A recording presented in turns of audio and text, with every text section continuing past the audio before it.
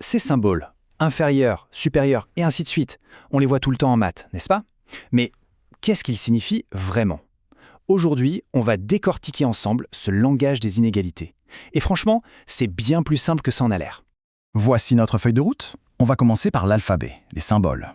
Ensuite, on verra les règles du jeu avec l'addition et surtout la multiplication. Et pour finir, on mettra tout ça en pratique pour résoudre une inéquation et surtout pour voir ce que la solution représente visuellement. Allez, on commence par la base de la base, l'alphabet. C'est simple, tout repose sur 4 symboles clés. Une fois qu'on a ça, le reste devient limpide. Ok, regardons ça de plus près. Le premier, inférieur strict.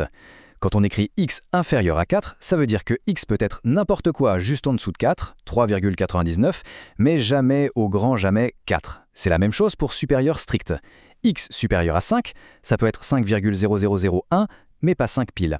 Maintenant, les deux derniers, avec la petite barre en dessous, sont plus relax. Inférieur ou égal à inférieur ou égal à 3, ça veut dire que 3 est inclus. 3, c'est une réponse valable. Et pareil pour supérieur ou égal à supérieur ou égal à B, ça veut dire que A peut être plus grand, ou bien il peut être exactement égal à B. Et c'est là la différence fondamentale. Strict contre large. Il faut voir l'inégalité stricte comme une clôture électrique. On peut s'en approcher super près, mais on ne la touche pas. L'inégalité large, elle, c'est plutôt une barrière normale. On peut s'appuyer dessus, le nombre limite, la borne, fait partie des solutions. C'est vraiment la distinction essentielle à garder en tête. Bon, on a notre alphabet.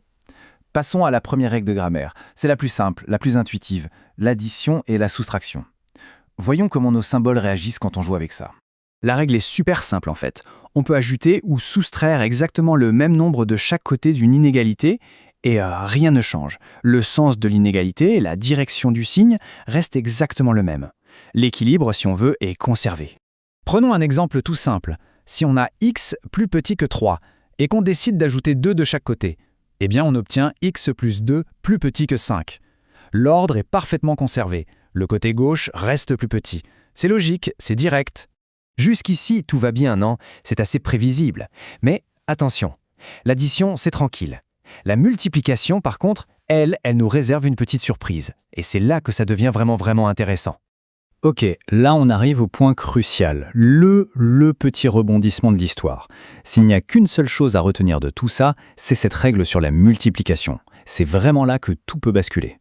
Alors, regardez bien ce qui se passe ici. On a deux cas. Cas numéro 1, à gauche, on multiplie par un nombre positif. On part de 5 inférieur à 10, on multiplie par 2, ça donne 10 inférieur à 20.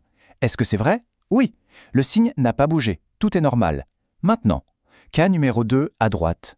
On repart de 5, inférieur à 10, mais cette fois, on multiplie par un nombre négatif, moins 2. 5 fois moins 2, ça fait moins 10. 10 fois moins 2, ça fait moins 20. Et là, moins 10 est-il plus petit que moins 20? Non, il est plus grand. On est donc obligé de retourner le signe. Le inférieur à devient supérieur à. C'est ça, le fameux twist. Et voilà, c'est la règle d'or à graver dans le marbre. Dès qu'on multiplie ou qu'on divise les deux côtés par un nombre négatif, il faut impérativement inverser le sens de l'inégalité. C'est le piège classique, mais maintenant, il est déjoué. Bon, on a l'alphabet, on a les règles de grammaire, y compris la plus piégeuse. Maintenant, il est temps d'assembler le tout et de résoudre une vraie inéquation, du début à la fin. D'abord, juste pour être clair, une inéquation, c'est quoi?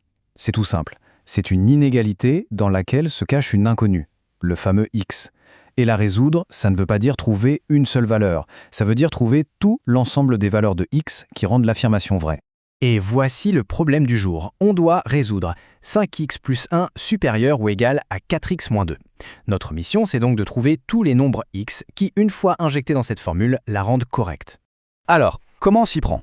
Première étape, on veut regrouper tous les x du même côté. Le plus simple, c'est de soustraire 4x des deux côtés. C'est une soustraction, donc pas de souci, le signe ne bouge pas. On se retrouve avec x plus 1 supérieur ou égal à moins 2. Deuxième étape, on veut isoler x. On soustrait donc 1 de chaque côté. Encore une soustraction, le signe reste le même.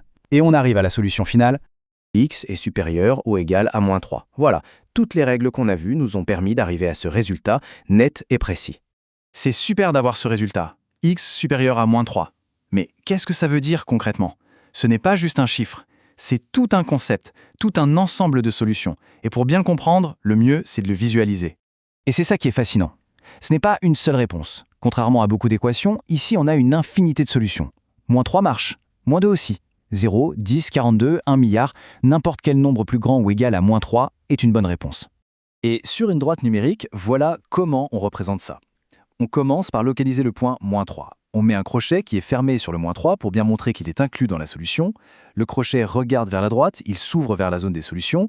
Et ensuite, on n'a plus qu'à colorier toute la partie de la droite qui va vers l'infini. Cette zone coloriée, c'est l'image de notre solution. Et pour finir, une petite question pour réfléchir. En général, en maths, on aime bien trouver la solution unique. Mais ici, les inéquations nous montrent qu'un problème peut avoir une infinité de bonnes réponses. La solution, ce n'est pas un point, c'est tout un territoire. Ça change un peu notre vision de ce que veut dire résoudre un problème, n'est-ce pas ?